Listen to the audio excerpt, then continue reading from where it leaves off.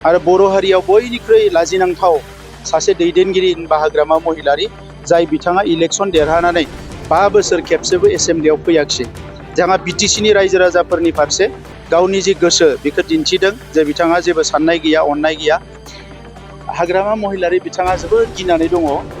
बिथाङा जेब्ला 2020 मायथाइयाव सरकार दानो हायाखै बै समनिफ्रायनो बिथाङा जोबोद गिदों। फार्स्ट गिदोंमोन जे बिथाङा गावनि दायफोरनि थाखाय माने साजा मोनगोन नामा, बिनि उनाव थाबाय। उनाव गिबाय बिथाङा जे जि सरकार सालायदों बेजोंथ' आं मोगा मोगि जानो हानाय नङा। दा नंखायनो 5 बोसोर बियो खेबसेबो एसेम्ब्लियाव फैयाखिसै।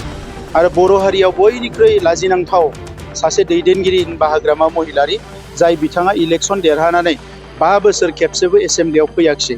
जोंहा बिटिसिनि रायजो राजाफोरनि फारसे गावनि जि गोसो बेखौ दिन्थिदों जे बिथाङा जेबो साननाय गैया, अननाय गैया। आरो लोगोसे देबारगाव समस्तिनि रायजो राजाफोरनि फारसेबो बिथाङा जे जेबो साननाय गैया, अननाय गैया बे बाथ्राखौ बिथाङा फोरमान होबाय एसेम्ब्लियाव 5 बोसोर फैयालासिनो थानानै।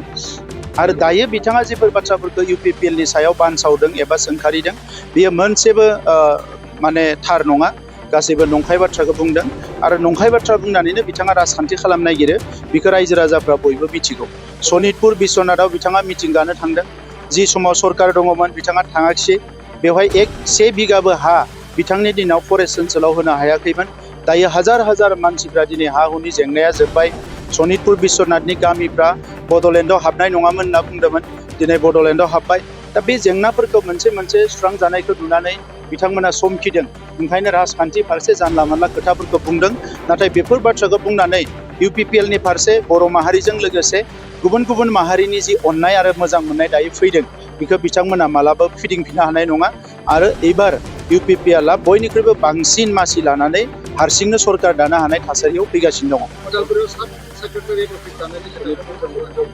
बेखौ उनाव नुगोन रायजो राजाफ्रा। आं बेखौ जेबो बुंनो साना जे माखासे बाथ्राखौ राजखान्थियाव बुंनांगौ होननानै बुङो। दा बबे प्रेक्टिकेल बबे प्रेक्टिकेल नङा रायजो राजाफ्राबो उनाव नुगोन।